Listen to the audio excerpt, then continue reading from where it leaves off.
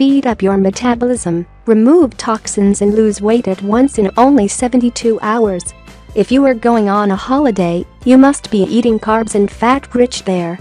But you need to realize that once the holiday is over, you got a lot of fats and toxins in your body, having a negative impact your health as well as your appearance.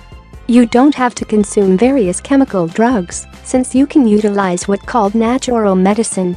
Natural medicine works well in cleansing your toxins and unwanted fats.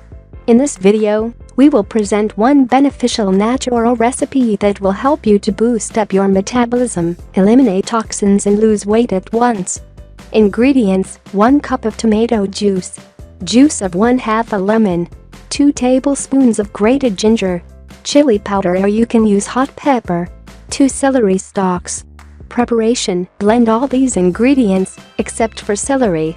Once done, pour the mixture into a tall glass. Use the celery stalks to garnish your drink. Drink the mixture and eat the celery at the same time. It's preferable if you drink this natural recipe 3 times a day for the optimal results.